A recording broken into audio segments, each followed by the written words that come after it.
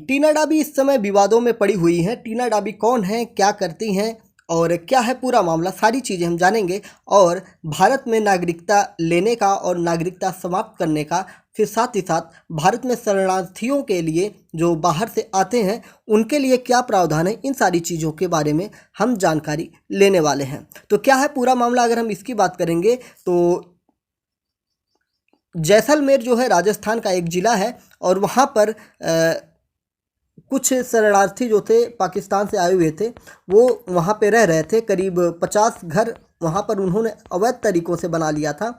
और फिर उसके बाद टीना डाबी द्वारा आदेश दिया जाता है, वहाँ की एक संस्था द्वारा इनसे पूछा जाता है, मतलब उस पर कार्रवाई करने की बात की जा रही थी।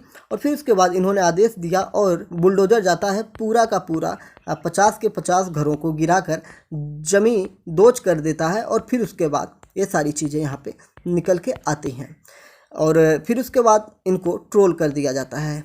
तो किस जगह का है ये मामला, अगर हम बात करेंगे तो जैसलमेर जिला मुख्यालय से करीब 4 किलोमीटर दूर अमर सागर क्षेत्र में रह रहे पाकिस्तान से आए हिंदुओं के मकानों को कलेक्टर टीना डाबी के आदेश पर गिरा दिया गया और जहां 50 से ज़्यादा कच्चे मकानों को यूआईटी ने अतिक्रमण मानते हुए बुलडोजर और जेसीबी की मदद से जमी दोज कर दिया। और इस कार्रवाई से करीब 150 से ज़्यादा महिला, पुरुष और बच्चे खुले आसमान के नीचे आ गए हैं।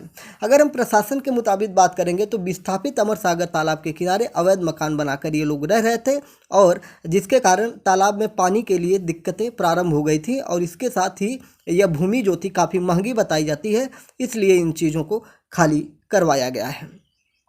टीना डाबी कौन है, तो टीना डाबी की अगर हम बात करेंगे तो टीना डाबी एक आईएएस अधिकारी हैं जो कि ये बताती हुई नजर आ रही हैं कि भारतीय संविधान के अनुच्छेद 21 में यह लिखा है कि शरणार्थियों को देश से बाहर नहीं निकाला जा सकता, लेकिन उनके अधिकारों की रक्षा के लिए भी कोई व्यापक कानून नहीं है। इनसे जब मीडिया ने पूछा कि आपने ऐसा क्यों किया, आपने इनके घरों को क्यों गिरवाया, तो टीना डाबी ने यही बताया कि इनके लिए कोई प्रावधान नहीं था और भारत सरकार या हमारे राज्य सरकार के द्वारा इनके लिए कोई आदेश नहीं आया था।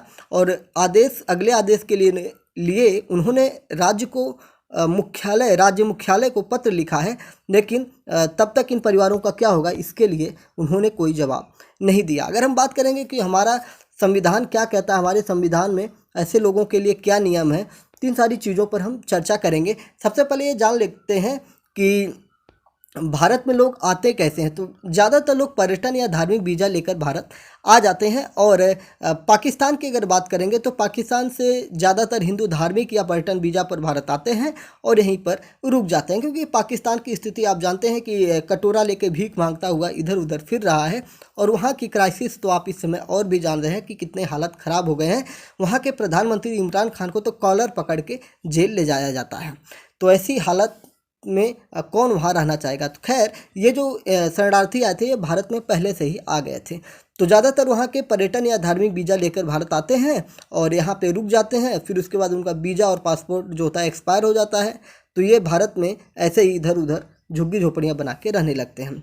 और भारत में शरणार्थियों की बात करेंगे तो ये एक बहुत बड़ी समस्या है जो हमारे देश के नागरिकों के लिए भी खतरा हो जाता है। जैसे आप देखे होंगे कि रोहिंग्या मुसलमान जो थे वो भी काफ़ी ज़्यादा संख्या में आ गए थे, जिसकी वजह से दिल्ली में काफ़ी प्रॉब्लम फेस करनी पड़ती है लोगों को। तो क्या है, अगर हम बात करेंगे प्रवासियों के बारे में तो प्रवासी की अगर हम बात करेंगे और शरणार्थी की बात करें, प्रवासी और शरणार्थी अलग अलग चीज़ होते हैं। अगर हम प्रवासी की बात करेंगे तो प्रवासी पढ़ाई करने के लिए या नौकरी करने के लिए या अपने किसी परिवार में जाकर रहने के लिए भारत छोड़कर चले जाते हैं या भारत छोड़कर दूसरे देशों में जाकर रहते हैं, वहाँ पे नौकरी करते हैं, पढ़ाई करते हैं या अन्य किसी काम से वहाँ पे चले जाते हैं, तो उन्हें प्रवासी के रूप में जाना जाता है। प्रवासी ऐसे लोग होते हैं जो प्राकृतिक आपदा या गृह क्लेश या किसी भी प्रकार की अशांति के चलते देश को नहीं छोड़ते हैं। वो गरीबी, अशांति, सामूहिक हिंसा, प्राकृतिक आपदा की वजह से देश को नहीं छोड़ते हैं, वो अपनी मर्जी से अपने स्वार्थ बस चले जाते हैं, तो वो प्रवासी कहलाते हैं। लेकिन शरणार्थी की अगर हम बात करेंगे तो ये दूसरे देश से भारत में आते हैं या किसी भी अन्य देश में चले जाते हैं, तो ये उत्पीड़न और गंभीर मानवाधिकारों के उल्लंघन की सुरक्षा की मांग करते हुए यहाँ पे आते हैं। उनके अधिकारों की रक्षा नहीं हो पाती है, तो इसलिए ये लोग अपने देश को छोड़कर चले आते हैं। और अगर हम बात करेंगे भारत में, तो इनके लिए अभी तक कोई कानूनी रूप से मान्यता नहीं मिली हुई है। ऐसे लोग शरण के दावे पर निर्णय की प्रतीक्षा कर रहे हैं। अगर हम बात करेंगे कि मानवाधिकार के उल्लंघन तथा उत्पीड़न के भय से जो लोग यहाँ पे चले आते हैं और अपनी जीवन की सुरक्षा और के लिए इतना जोखिम उठाकर भारत में आकर रहने लगते हैं, तो इनके लिए क्या विकल्प नज़र आता है, तो भारत सरकार क्या कर रही है, या इनके लिए शरणार्थियों को अंतर्राष्ट्रीय संरक्षण का क्या अधिकार है, ये सारी चीज़ें जानने योग्य हो जाती हैं। ठीक है। अगर हम भारत में शरणार्थियों के लिए व्यावहारिक दृष्टिकोण एवं कानून की ज़रूरत की बात करेंगे, तो इनकी राष्ट्रीय सुरक्षा चिंता की आड़ में किसी का निर्वासन किया जाए या हिरासत में लिए जाए, या उनके साथ मारपीट की जाए या उन्हें मार के यहाँ से भगा दिया जाए, ऐसा हमारे संविधान में अभी ऐसा नहीं है। यहाँ पे अनुच्छेद 21 की अगर हम बात करेंगे, जो हमारा भारतीय संविधान का अनुच्छेद 21 है, वो कहता है, जीवन जीने की बात करता है उसमें, तो उसके अंतर्गत अगर हम बात करेंगे तो वो किसी भी शरणार्थी को यहाँ से भगाने की बात नहीं करता। लेकिन अगर हम बात करेंगे कुछ अहम नियम की, तो अभी उनके लिए कोई नियम कानून नहीं बन पाया है। ठीक है। तो शरणार्थी क्या होते हैं, मैंने आपको ये चीज़ें बताई। शरणार्थियों के बारे में और थोड़ी सी अगर हम भारत की नीति की बात करेंगे, तो भारत में शरणार्थियों की समस्या के समाधान के लिए विशिष्ट कानून का अभाव है। इसके बावजूद उनकी संख्या में लगातार वृद्धि होती जा रही है। अगर हम विदेशी अधिनियम 1946 शरणार्थियों से संबंधित समस्याओं के समाधान करने की बात करेंगे, तो ये बिल्कुल विफल रहा है। यह केंद्र सरकार को किसी भी विदेशी नागरिक को निर्वासित करने के लिए अपार शक्ति भी देता है, यानी कि किसी को भी यहाँ से निकालने की भी शक्ति दे देता है। लेकिन इसके अलावा नागरिकता संशोधन अधिनियम, जिसको कहते हैं CAA, ठीक है, CAA नागरिकता संशोधन अधिनियम 2019 में मुसलमानों को बाहर रख के केवल हिंदू, जैन, ईसाई, पारसी, सिख तथा बांग्लादेश, पाकिस्तान और अफगानिस्तान से आए बौद्ध प्रवासियों को नागरिकता देने की बात करता है। लेकिन अभी तक ये लागू नहीं हुआ है। 2019 का CAA कानून, नागरिकता संशोधन बिल या एक्ट, ठीक है। तो इसके अलावा भारतवर्ष 1951 से शरणार्थी सम्मेलन और शरणार्थी संरक्षण से संबंधित प्रमुख कानूनी दस्तावेज 1967 प्रोटोकॉल का पक्षकार भी नहीं है।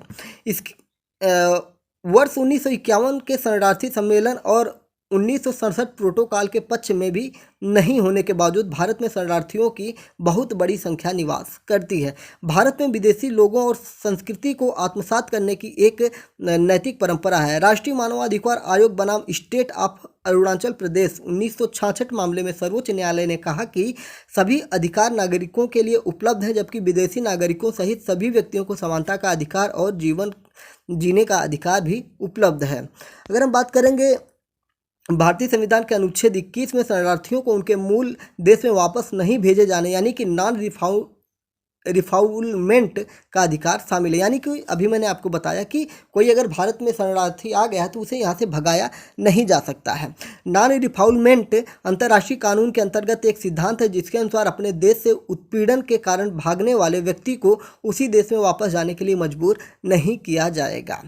तो अगर हम बात करेंगे भारत में अब तक शरणार्थियों के लिए कानून क्यों नहीं बनाया गया, तो इस पर अगर हम बात करेंगे तो हाल ही के दिनों में पड़ोसी देशों के कई लोग भारत में राज्य उत्पीड़न के कारण नहीं, बल्कि बेहतर आर्थिक अवसरों की तलाश में अवैध रूप से भारत आ गए। यानी कि जैसे बांग्लादेश के हुए, पाकिस्तान के हुए, म्यांमार के हुए, तो वहाँ पे उतनी सुख सुविधाएं नहीं है जितनी भारत में है। तो ये लोग सिर्फ यहाँ पे चले आते हैं धार्मिक वीज़ा या पर्यटन वीज़ा लेकर घूमने फिरने के लिए आते हैं और यहीं पर रह जाते हैं और कहीं पर झुग्गी झोपड़ी बनाकर रहने लगते हैं और बाद में नागरिकता प्राप्त करने की कोशिश करते हैं या अवैध तरीके से यहाँ के डॉक्यूमेंट बनवा लेते हैं। लेकिन अवैध तरीके से अगर कोई डॉक्यूमेंट बनवाता है तो भारत सरकार उसको जानकारी प्राप्त होने के बाद निष्कासित कर सकता है।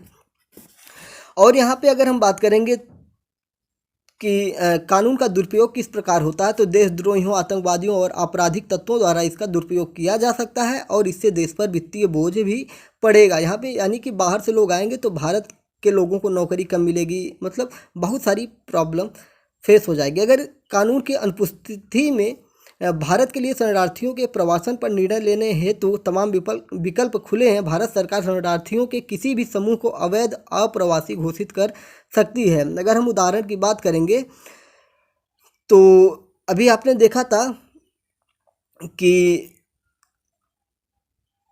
जो रोहिंग्या थे उनको अवैध घोषित किया गया था भारत सरकार के द्वारा, ठीक है। तो ये सारी चीज़ें मैंने आपको बता दी हैं। अगर हम बात करेंगे कि भारत में नागरिकता लेने के लिए प्रावधान क्या है, तो भारत का संविधान लागू होने यानी कि 26 जनवरी 1950 के बाद भारत में जन्मा कोई भी व्यक्ति जन्म के आधार पर भारत का नागरिक हो सकता है। इसके एक और प्रावधान के अंतर्गत 1 जुलाई 1987 के बाद भारत में जन्मा कोई भी व्यक्ति भारत का नागरिक है यदि उसके जन्म के समय उसके माता या पिता में से कोई भारत का एक नागरिक हो। दूसरे प्रावधान की अगर बात करेंगे तो वंशानुक्रम या रक्त संबंध के आधार पर वो भारत का नागरिक हो सकता है। यानी कि जो वंशानुक्रम का प्रावधान है, इसके अंतर्गत एक शर्त यह है कि व्यक्ति का जन्म अगर भारत के बाहर हुआ हो तो उसके जन्म के समय उसके माता या पिता में से कोई एक भारत का नागरिक होना चाहिए। और दूसरी शर्त यह है कि विदेश में जन्मे उस बच्चे का पंजीकरण भारतीय दूतावास में 1 वर्ष के भीतर करवाना अनिवार्य है। अगर ऐसा नहीं करते हैं तो उस परिवार को अलग से भारत सरकार की अनुमति लेनी होगी। और इस प्रावधान में माँ की नागरिकता के आधार पर विदेश में जन्म लेने वाले व्यक्ति को नागरिकता देने का प्रावधान नागरिकता संशोधन अधिनियम 1992 के जरिए किया गया था। अब हम तीसरे प्रावधान की बात करेंगे तो तीसरा प्रावधान कहता है अवैध प्रवासियों को छोड़कर अगर कोई अन्य व्यक्ति भारत सरकार को आवेदन कर नागरिकता मांगता है तो ये कुछ विधियां हैं जिनके आधार पर उसे नागरिकता दी जा सकती हैं। जैसे भारतीय मूल का वो शख्स जो देश में नागरिकता के लिए आवेदन देने से पहले भारत में कम से कम 7 साल रहा हो।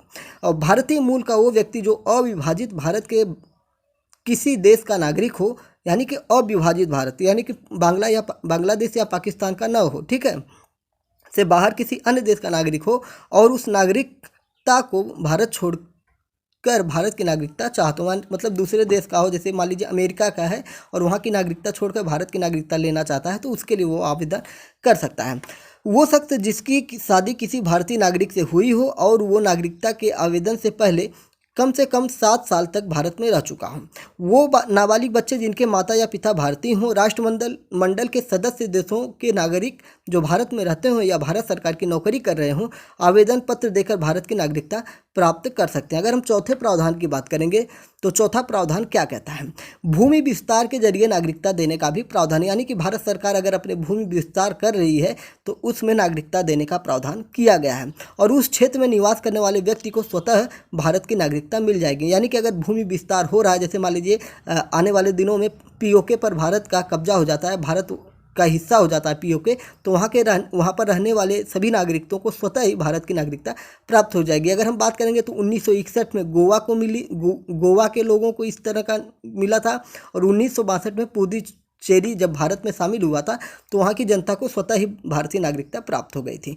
पाँचवें प्रावधान की अगर हम बात करेंगे तो नेचुरलाइजेशन के जरिए नागरिकता देने की बात की गई, यानी कि देश में रहने के आधार पर कोई यहाँ पे रहता है तो कोई व्यक्ति भारत में नागरिकता हासिल कर सकता है, बशर्ते वो नागरिकता अधिनियम की 3री अनुसूची की सभी योग्यताओं पर खरा उतरता है। यानी कि जो 7 साल का प्रावधान है या सारी चीज़ें हैं उनके लिए वो तैयार हो। अगर हम बर्खास्तगी की बात करेंगे, अगर किसी की नागरिकता किस प्रकार समाप्त की जा सकती है तो उसके लिए भी कई नियम कानून हैं, उनकी चर्चा भी हम कर लेते हैं लगे हाथ।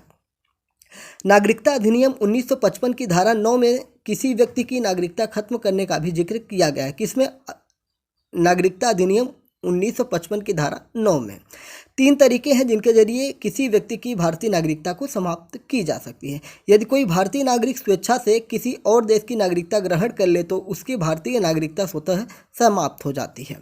यदि कोई भारतीय नागरिक स्वेच्छा से अपनी नागरिकता का त्याग कर दे तो भी उसकी नागरिकता समाप्त हो जाती है। भारत सरकार भी निम्न शर्तों के आधार पर अपने नागरिकों की नागरिकता समाप्त करने का अधिकार रखती है। अब वो क्या अधिकार है? जैसे कोई व्यक्ति है, वो 7 सालों से लगातार भारत से बाहर रह रहा हो और किसी भी प्रकार से अपने देश से वो गतिविधि नहीं रख रहा है तो उसकी नागरिकता को भारत सरकार समाप्त कर सकती है।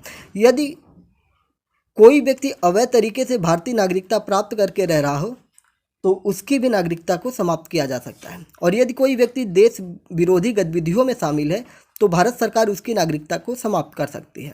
फिर उसके बाद अगर बात किया जाए तो यदि व्यक्ति भारतीय संविधान का अनादर करता है तो उसकी भी नागरिकता को समाप्त किया जा सकता है।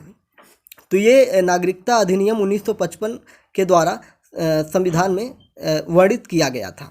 तो ये सारी चीज़ें थी नागरिकता को लेकर, और क्या चीज़ें हैं इन सारी चीज़ों के बारे में हमने पूरा डिटेल में जान लिया है। अगर टीना डाबी जो जैसलमेर की डीएम या आईएएस अधिकारी वहाँ की हैं, उनके बारे में अगर हम बात करेंगे तो पहले ही हमने बात कर लिया कि उनकी 2 शादियाँ हुई हैं। पहली शादी अतहर से हुई थी, जो भी एक अतहर आमिर मसूरी जो कि उनके साथ प्रशिक्षण के दौरान उनसे प्यार हुआ था और उसके बाद इनकी शादी हुई थी और 2 साल के भीतर में ही इनका तलाक हो जाता है। 2018 में शादी होती है, 2020 में तलाक हो जाता है और फिर उसके 1-2 सालों बाद एक और व्यक्ति से इनकी प्रेम होता है, सहकर्मी थे, और उसी के बाद ये फिर से शादी कर लेते हैं। फिर इनके कार्यशैली की अगर बात करेंगे तो इन्होंने बहुत सारी योजनाएं अपने क्षेत्र में चलाई हुई हैं। अगर इनके कार्यशैली की हम बात करें तो इनकी महत्वपूर्ण योजनाओं में बात करें, जैसाण शक्ति हुआ, लेडीज़ फर्स्ट हुआ, ये सारी चीज़ें जो कि महिला सशक्तिकरण को लेकर इनके कार्यक्रम बहुत ज़्यादा चलते रहते हैं और बहुत ही अच्छी जिला अधिकारी या एक अधिकारी के रूप में ये कार्यरत है। हालांकि इस विवाद में फंस गई हैं। अगर हम इसकी जड़ में जाना चाहें तो इतना बड़ा मसला था कि शरणार्थियों के घरों को बुलडोज कर देना, तो क्या ये इनके स्वतः संज्ञान से हुआ? तो बिल्कुल भी नहीं। जो आईएएस अधिकारी होता है वो उसको सीधा मुख्यमंत्री डायरेक्ट आदेशित करते हैं। तो ये मुझे लगता है, देखिए राजस्थान में चुनाव होने वाले हैं, अब वहाँ पे हिंदू मुस्लिम जैसी चीज़ें लगातार चल रही हैं, तो चुनाव का ध्रुवीकरण करने के लिए ये काम किया गया है। जब चुनाव का आखिरी साल चल रहा है, मतलब सरकार का आखिरी साल चल रहा है, तभी इनको जाके याद आता है कि इस प्रकार के लोग वहाँ पे घर बना के रह रहे हैं, तो ये प्री प्लान्ड होते हैं और इसमें बलि का बकरा टीना डाबी को बना दिया गया है। टीना डाबी की छवि की बात करें तो अगर एक अधिकारी के रूप में बहुत अच्छी छवि है। टीना डाबी एक शेड्यूल कास्ट से भी आती हैं, तो इसलिए भी इनको राजस्थान में घेरे जाने की बात हो सकती है मेरे अनुसार, क्योंकि बहुत लोगों को ये पच नहीं रहा होगा कि शेड्यूल कास्ट की महिला इस प्रकार के काम कर रही हो। और इनकी शादी भी एक मुस्लिम युवक से हुई थी, फिर बाद में तलाक लेकर फिर से एक हिंदू युवक से शादी करती हैं। तो ये सारी चीज़ें इन्हें हिंदू विरोधी या अन्य चीज़ों से नवाजा जा रहा है। तो ये ट्रोलिंग है। तो इंडिया में कोई भी आगे जब बढ़ता है तो उसको ट्रोल किया जाता है। खैर, मुझे जहाँ तक लगता है ये इसमें सीधा का सीधा सचिवालय का रोल है और टीना डाबी को जो आदेश मिला था उसी आदेश को इन्होंने ट्रांसफ़र किया होगा। खैर, जो भी मामला हो उसका स्पष्टीकरण टीना डाबी ने दे दिया है कि संवैधानिक रूप से अगर बात किया जाए तो जो शरणार्थी होते हैं उनके लिए किसी भी प्रकार का अभी ये नागरिकों के लिए जो मूल अधिकार है, मूल कर्तव्य है, इन सारी चीज़ों को अप्लाई नहीं किया जाता है। सिर्फ उन्हें इस देश से भगाया नहीं जा सकता है। तो टीना डाबी अपनी जगह इस तरह से अगर संवैधानिक रूप से देखा जाए तो बिल्कुल सही है। खैर, जो भी है मामला वो तो अब सबके सामने जग जाहिर है।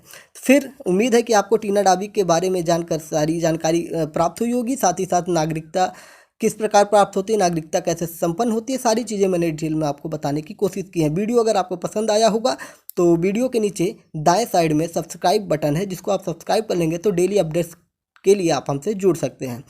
तो ठीक है, लाइक करिए, कमेंट करिए। आपके विचार हमारे लिए बहुत ही महत्वपूर्ण होते हैं, तो कमेंट बॉक्स में अपने विचारों को साझा करिए। जय हिंद, नमस्कार, भारत माता की जय।